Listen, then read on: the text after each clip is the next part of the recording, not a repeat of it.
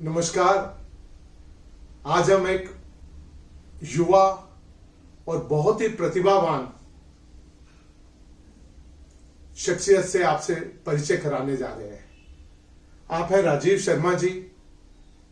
राजस्थान के रहने वाले हैं। संस्कृत में बीए एमए करने के बाद योग और स्वास्थ्य में जितने भी आयाम हो सकते हैं उन सबको जानने का एक जिज्ञासा थी, उसको ग्रहण किया और आज उस स्थान पर हैं कि आप केवल अपनी जो विद्या सीखी है योग के माध्यम से, मर्म चिकित्सा के माध्यम से और भी कई जो हमारे ऋषि मुनियों द्वारा हमें दिया गया ज्ञान है उसके माध्यम से आप स्वस्थ लाभ कर रहे हैं। आपके ठीक होने वाले कई मंत्री हैं, हमारे सांसद हैं, हमारे प्रतिष्ठित जज हैं, आईएएस आईपीएस ऑफिसर हैं। तो सबसे पहले मैं आपका स्वागत करता हूं राजीव शर्मा जी, नमस्कार। तो ये कैसे आपकी यात्रा आरंभ हुई राजस्थान में एक छोटे से गांव में पैदा होने के बाद? नहीं तो देख के बात करो, ठीक है ना। आपकी ये यात्रा कैसे आरंभ हुई? जी, ये मैं शुक्रगुजार हूँ परमात्मा का। मेरे आदरणीय दादा गुरु स्वर्गीय श्री अमरनाथ वानप्रस्थी जी का विशेष मेरे पे स्नेह रहा और उनके दिशा निर्देश में मेरी शिक्षा और दीक्षा हुई और वहीं से मेरी योग की यात्रा का आरंभ होता है। जी। एक दिन ऐसे खेल ही खेल में मैंने उनको नौली क्रिया करके बताई, भाई दादा बाबा मैं ये सीख गया। तो वो सरप्राइज रहे, शॉक्ड हो गए। भाई इस उम्र में, ये लगभग 15 साल पहले की बात है, भाई इस उम्र में आप अभी ये नौली क्रिया सीख गए तो ये अविश्वसनीय है। तो आप इसको, वो भी खुद ही एक महान योगी थे, तो उन्होंने तरीके बताए मेरे को और गौ माता के साथ योग को जोड़कर चढ़ने के लिए उन्होंने मेरे को दिशा निर्देशित किया। इस प्रकार मैं अपने दादा गुरु का शुक्रगुजार हूँ। उनके माध्यम से मेरी ये योग की यात्रा बहुत अच्छे से प्रारंभ हुई। तो कैसे आपने पहले तो, लेकिन आपने पढ़ाई संस्कृत में की? जी, देखिए पूत के पग पालने में दिखाते हैं, ये हमारी जो परंपराएं हैं। जी। हम हरित गोत्र के ब्राह्मण हैं और जो ये हरित ऋषि थे वो महान आयुर्वेदाचार्य और योगाचार्य थे। और मेरे परिवार में भी मेरे एक दादा है, वो जोधपुर आयुर्वेद विश्वविद्यालय के कुलाधिपति है। जी। और मेरे दादा खुद भी एक दार्शनिक व्यक्ति थे, तो उनके दिशा निर्देश में जो जो संस्कार जैसे मिले, हम धीरे धीरे स्वाध्याय का क्रम चला, फिर स्पोर्ट्स का क्रम चला और फिर भविष्य संवारना अपना एक जिम्मेदारी होती है। तो मैं धीरे धीरे फिर मैं योग और आयुर्वेद की ओर मेरा रुझान हुआ और वहीं से मैंने अपनी शिक्षा दीक्षा ली। ठीक है। तो कहाँ आपने क्या क्या सीखा? आपने कौन कौन से विद्याएं हैं इस हमारी जो परा विद्याएं या हम जो हमारे भारतीय चिकित्सा पद्धति की विद्याएं हैं, कौन कौन सी सीखी? जी, ये हमारा सौभाग्य है, जो भारतीय वैदिक सनातन परंपरा है उसमें अनंत नॉलेज, मतलब अनलिमिटेड शिक्षाएं हैं। उसका एक छोटा सा पार्ट है योग दर्शन। वह शुरू में हमने शुरुआत की स्वामी रामदेव जी के साथ साथ योगाभ्यास किया, उनके लिए भी काम किया, देश को आगे योग की अनंत संभावना देने के लिए भी मैंने काम किया। और फिर और जिज्ञासा उत्पन्न हुई तो मैंने नॉर्मली पीजी डिप्लोमा किया योगा थेरेपी से। और इसके साथ साथ ही उससे पहले मैंने अपना संस्कृत साहित्य से एमए कंप्लीट कर लिया था। फिर बाद में एक भारत सरकार की बेहतरीन अपॉर्चुनिटी है हर योग शिक्षक के लिए, yoga instructor, yoga teacher, QCI जिसे बोलते हैं, क्वालिटी काउंसिल ऑफ इंडिया, उसके तहत मैंने एक सर्टिफिकेट प्राप्त किया और इस प्रकार मैं अपनी सेवाएं भारत की राजधानी में निरंतर दे रहा हूँ। तो अभी किन किन आपने मतलब जो परेशानियां हैं, रोग हैं या जो, उसको आप अपने उपचार से ठीक करते हैं? जी, यह एक चुनौती था शुरू में जब मैं इस मेरे करियर को इस योग के मार्ग पे मोड़ा, क्योंकि हर जीवन में हर जगह चुनौती होती है। मैंने पहले चीजें नोट डाउन की, भाई आसानी से हम किन रोगों को योगाभ्यास से ठीक कर पाते हैं। और साथ साथ में मैं एक अच्छा एक्यूप्रेशर स्पेशलिस्ट भी हूँ, न्यूरोथेरेपिस्ट भी हूँ और डाइट का भी नॉलेज रखता हूँ। और आयुर्वेद का भी मैं एक पूरा कॉन्सेप्ट लेके चलता हूँ। तो जहां मेरा अनुभव है, व्यक्तिगत बात कर रहा हूं मैं, दिल्ली अपने एनसीआर में, यहाँ मोटापे के पेशेंट ज्यादा है, बैक पेन के पेशेंट ज्यादा है, उसमें भी specially cervical spondylitis, frozen shoulder, slip disc, neck pain, knee pain और ये साइटिका पेन, हील्स पेन। तो मैं अपने आप में यह लेता हूं कि मैं जीता जागता पेन किलर हूं। एक्यूप्रेशर के माध्यम से और विभिन्न डिफरेंट थेरेपियों के माध्यम से मैं इतनी योग्यता और मादा रखता हूं कि निश्चित रूप से मैं स्वास्थ्य लाभ देने में 100 में से 100% कोशिश करता हूं। और परमात्मा की, माँ बाप की और आदरणीय निर्मल जी, गुरु जी जैसों का आशीर्वाद है कि मैं सक्सेस भी होता हूं मेरे काम में। अच्छा, तो इसमें कौन से ऐसे गंभीर रोग हैं जिनके आपने रोगी की किए जो कई वर्षों से पीड़ित थे? जी, इसमें स्पेशली ये सर्वाइकल स्पॉन्डिलाइटिस और ये स्लिप डिस्क के लगभग मेरे एक पेशेंट तो थे, वो लगभग 13-14 साल तक लोअर बैक पेन से इतने मेजर परेशान थे। एलोपैथ का उन्होंने खूब इलाज कराया लेकिन संभावनाएं नहीं मिली। फिर मैंने उनके साथ धीरे धीरे प्रैक्टिस को डे बाय डे बढ़ाते और उनका लगभग 6 महीनों में मैंने 15 साल का स्लिप डिस्क और लोअर पेन उनका ठीक किया। ऐसे लगभग सैकड़ों अनुभव है मेरे पास।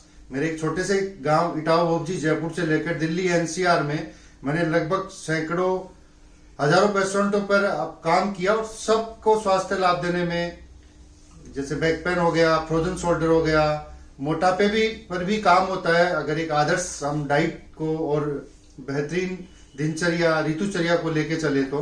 इस प्रकार डायबिटीज पे भी निश्चित रूप से काम होता है। और मेरा अनुभव है, अगर कोई इंसान अपने रसोई को आयुर्वेद के माध्यम से जोड़कर भोजन को और आयुर्वेदिक जो जड़ी बूटियां हैं इनको नित्य प्रति एक समानांतर भाव से ले तो निश्चित रूप से डायबिटीज टाइप 2 पर भी काम होता है। इस प्रकार मेरा ये अनुभव रहा। बहुत बढ़िया।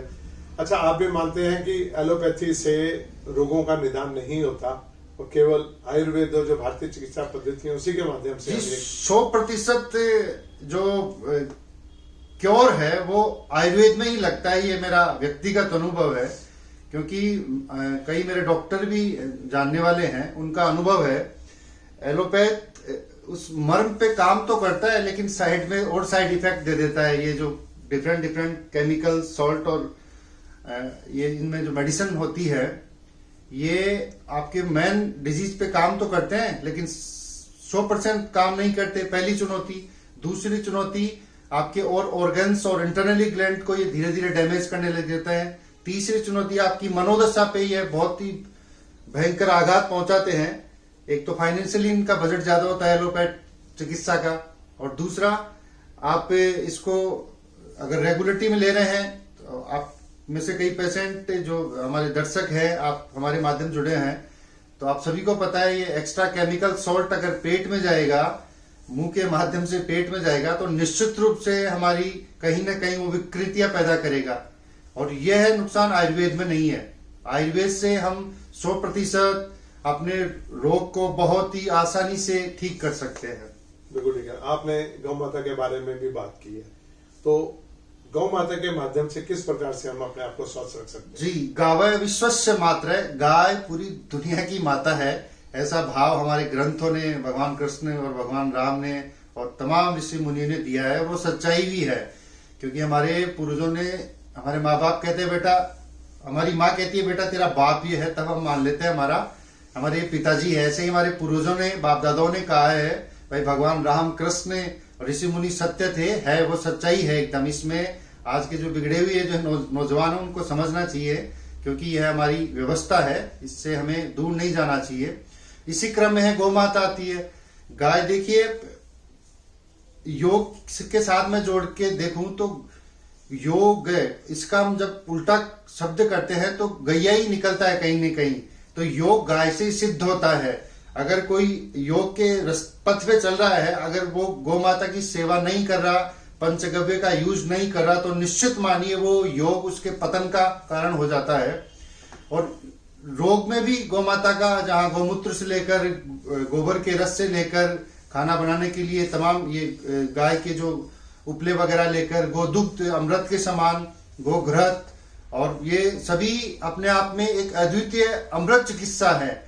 हमारा भाव हो, श्रद्धा हो, और ये सभी का हम एक देसी गाय पे ही लागू होते हैं। बिल्कुल पंचगव्य की दवाइयाँ जी, जिसमें बड़ी मात्रा में बन रही हैं और उसमें रोगी भी और उसका तो आज के वर्तमान समय में तो इतना बेहतरीन रिजल्ट है। अगर आपके जैसे हाई बीपी है, आप कुछ भी मत करो, गौ माता के ऊपर जो उसकी स्वर्णाक्ष नाड़ी होती है उसके ऊपर अपना हाथ 2, 5, 10 मिनट आप एक भाव के साथ हाथ दोनों हाथ चलाइए, आपका बीपी वैसे ही डाउन आ जाएगा। ये सच्चाई है। लेकिन वो भारतीय देसी नस्ल की गाय हो, हम जर्सी और राठी की बात नहीं करें यहाँ, वो ऐसे कहते हैं सुअर के और उनके जिन से तैयार हुई एक प्रकार की नस्ल है ये, जो ये होलिस्टन गाय आती है, तो उसके तो दूध का भी नुकसान है, उससे बच के भी रहना चाहिए। बिल्कुल, इसको तो हम पूतना का नाम देते हैं। सही बात है, एकदम सच्चाई है। आप खुद नोट कीजिएगा, एक होलिस्टन गाय का बच्चा जब रंबाता है तो सुअर के जो टोन होती है ना, वॉल्यूम होता है, आवाज होती है, वो का वो रिपीट होगा, आपके कानों को फील होगा। और एक देसी गाय का बच्चा जब अपनी माँ को आवाज देता है तो वो इतना मंत्र मुग्ध करने वाला ओम का या माँ का शब्द होता है कि मानो आपकी समाधि लग गई हो। क्या बात है। तो अभी आप क्या सोचते हैं कि और इसको किस प्रकार से सरकार से सहायता मिलनी चाहिए, या इसको और आगे बढ़ाने के लिए क्या करना चाहिए? जी देखिए, बड़े स्तर पे तो सरकारें लगी रही हैं। अब जैसे योग का हमारे प्रधानमंत्री जी का अंतिम उद्देश्य है, जो भाजपा का लोगो भी है पंडित दीनदयाल का, अंतिम यात्रा, अंतिम व्यक्ति तक अंत्योदय विकास पहुंचना। उसी प्रकार मेरा आप सभी से निवेदन है, योग को हम जो अंतिम व्यक्ति तक, अंतिम घर तक जो व्यक्ति बैठा है, निचले तबके तक, या जिसे हम दलित, आदिवासी इत्यादि के नाम से भी कहते हैं, और जहां तक स्वास्थ्य लाभ के लिए हम पहुंच पाए पूरे भारतवर्ष में, वहां तक कोशिश करनी चाहिए। क्योंकि इसमें 1 रुपए का तो खर्चा नहीं। ऑक्सीजन जो हमारा उद्घोष है वैदिक, oxygen is supreme medicine. Oxygen दुनिया की सबसे अच्छी दवाई है, फोकट की दवाई है। तो हम उसका, ऑक्सीजन का सहारा लेकर हम जहां आवश्यकता है वहां तक योग को पहुंचाए, आयुर्वेद को पहुंचाए, तो स्वास्थ्य लाभ में निश्चित रूप से लाभ मिलेगा ही, और भारत की जीडीपी भी बढ़ेगी। क्योंकि हर इंसान के हेल्थ मदद से ही एक देश सब खुशहाल और संपूर्ण राष्ट्र बनता है। बिल्कुल ठीक है जी, बहुत अच्छी योजनाएं हैं आपकी। मैं भी प्रभु से प्रार्थना करता हूं कि आप और आगे बढ़ें और अपने जैसे और भी युवाओं को तैयार करें। मेरा आप सबसे भी निवेदन है, आप मेरे चैनल निर्मल रतनलाल वैद्य से जुड़े रहें, और इस प्रकार से जो भी ज्ञान आप पाना चाहते हैं, आप इसकी कोई जानकारी लेना चाहते हैं, आप हमें लिखें, उसके उत्तर आपको मिलेंगे। हम पूरे देश में आरोग्य केंद्र आरंभ करने जा रहे हैं, जिसके माध्यम से हम मनुष्य को दवा मुक्त करना चाहते हैं। ये हमारा ध्येय है। हमारा आयुर्वेद वैदिक फाउंडेशन है, जिसके माध्यम से हम आयुर्वेद वैदिक धाम बना रहे हैं पूरे देश में। संतों के साथ आश्रमों में, बड़े बड़े मंदिरों में, मठों में इतने स्थान हैं जो भी खाली पड़े हुए हैं, उनको हम आरोग्य केंद्र के रूप में, गौशाला के रूप में, पंचगव्य की दवाइयों के निर्माण के रूप में, इसके अलावा अभी गौ माता के गोबर से पेंट भी आ रहा है जल्द ही। हम उसको बारे में भी आपको एक स्टोरी में दे चुका हूं। जल्द ही और भी इस तरह से गाय माता के द्वारा क्या क्या हम कर सकते हैं, रोजगार में हम युवाओं को किस तरह से आगे साथ जोड़ सकते हैं, उसके लिए आप मेरे साथ जुड़े रहें और संपर्क करें। मेरा नंबर भी आपके पास है, और मैं राजीव जी का भी नंबर डिस्क्रिप्शन में लिख दूंगा, ताकि आप इनसे भी संपर्क कर सकें। गंभीर रोग जो एलोपैथी में ठीक नहीं होते हैं, आप इनसे संपर्क करके अपने आप को स्वस्थ कर सकते हैं। बहुत बहुत धन्यवाद राजीव जी। नमस्कार। जय गौ माता।